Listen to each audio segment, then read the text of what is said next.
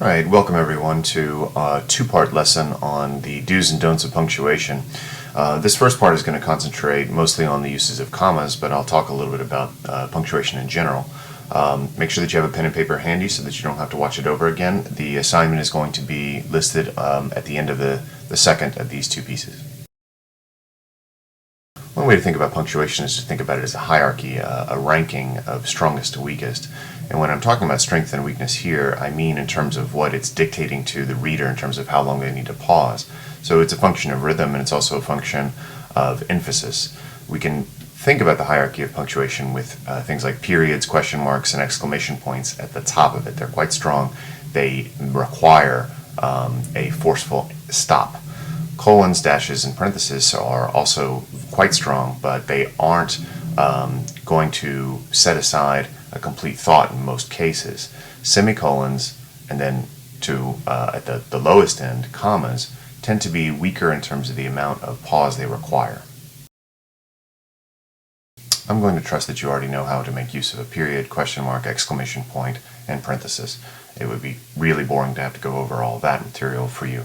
The colon, the dash, the semicolon, and the comma tend to trip people up, and so it seems worthwhile to spotlight these. In our next lesson, I'm going to be talking about the colon, the dash, and the semicolon.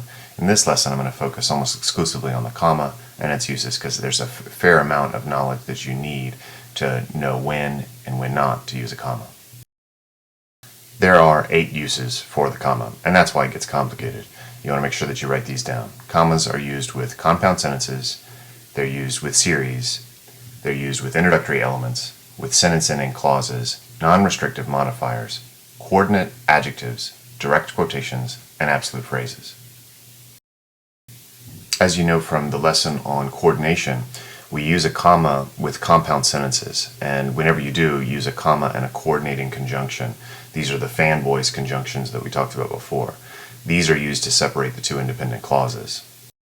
In this first example, I've got 2 fairly long independent clauses, and I'm using a comma and the conjunction but to separate the two. If 2 independent clauses are brief and they're nicely balanced, that means they're about the same length, this comma can be omitted, but the comma is always correct. So if you're nervous about whether you're doing something right or wrong, following the rule of a comma and coordinating conjunction for 2 separate independent clauses is always right. From previous lessons, you should have also picked up on the fact that commas are used when we have a series of parallel grammatical units within a sentence. We use a comma to set off these elements in any case where there are 3 or more things, including the last 2. So I have this series here: email, surfing the web, using chat rooms. In these cases, I need 2 commas.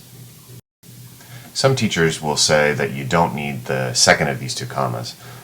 My rule in general is that it's a good idea to go ahead and separate all of them. The difference here is this is called an Oxford comma. It's used in the last part of a series, and I think that it's a good idea to do it because the last 2 items in your series can glom onto each other if you don't use this serial comma. You need commas with introductory elements. These could be introductory subordinate clauses, introductory verb phrases, or introductory prepositional phrases, as well as adverbs. You should also use commas with introductory elements.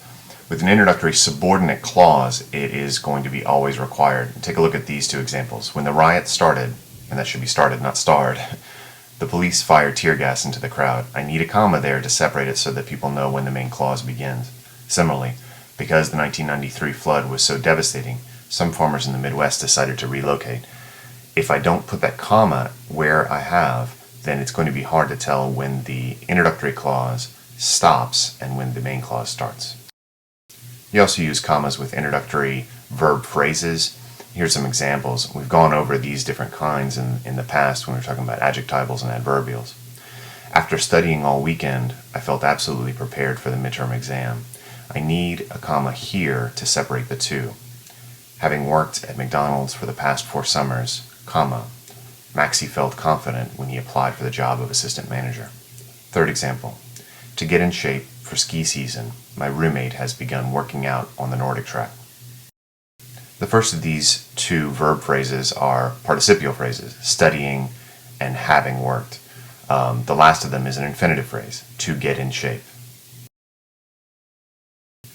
Another kind of introductory element is the prepositional phrase. We learned about these also in the adjectival and adverbial lessons. Take a look at some examples. Toward the end of the semester, everyone in my dorm starts to study seriously.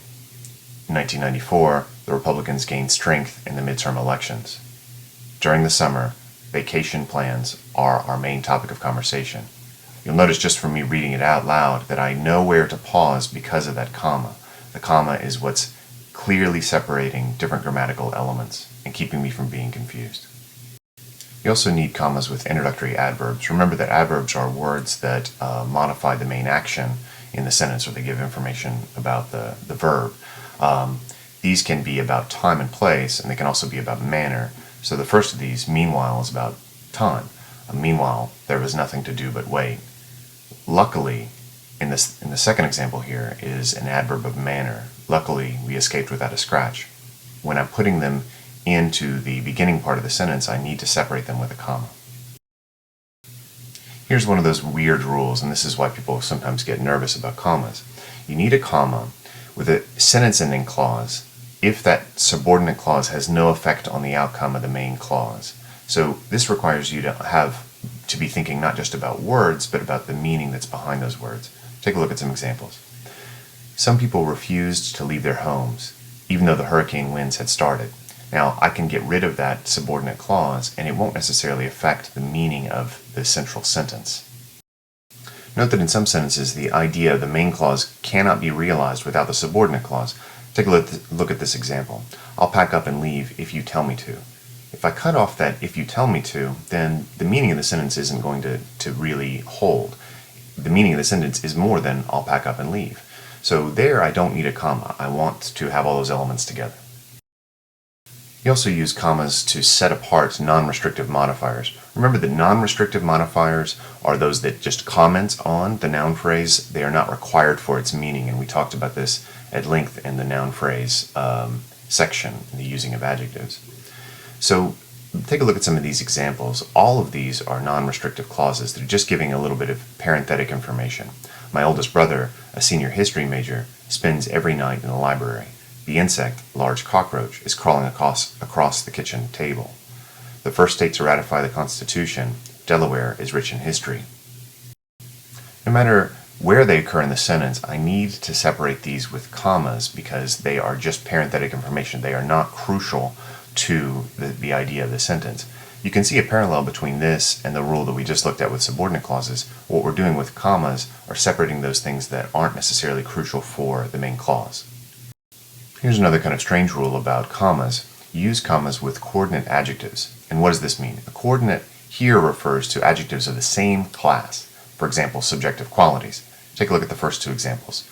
A tender, delightful love story. Tender and delightful are both qualities. We're explaining what kind of love story it is, and because they're the same class, I need a comma to separate them. Same deal below. A challenging educational experience. Challenging and educational are both describing the subjective quality of the experience. You do not use a comma with adjectives of different classes, height, age, size, color, whatever. So look at our second two examples, a tall young man or a huge red ball. Huge is about size, red about color, and so I do not use a comma between them. A good rule of thumb here is that if you can use and or but, you have to use a comma. I wouldn't say a tall and young man or a huge and red ball. You also use commas with direct quotations, and you do it when they fill the direct object slot after verbs like say or reply. So here we have the waiter said, comma, good evening, my name is Pierre, or Harold replied, comma, I'm Harold and this is Joyce. When you think about it, this rule makes sense. What we're trying to do is signal to the reader of the sentence that we are moving away from the narrator voice into a quoted voice, and we want to make that difference as clear as possible. Finally, use commas with absolute phrases. Now, we talked about absolute phrases in a separate lesson. Remember that absolute phrases are almost complete sentences of their own, but we've kicked out that auxiliary in between it. So the rain having stopped, Doug and Deborah decided to go ahead and picnic, or Eben and Paul relaxed in front of the fire, their feet propped on the coffee table. The absolute phrases are in red here, and if I included is in either of them, you or were in either of them, then they would be complete sentences and I'd have a comma splice. But these are absolute phrases. I've kicked out that auxiliary, and so I need a comma to separate them. Okay, make sure that you complete this in your notes and switch over to Punctuation Frustration Part 2.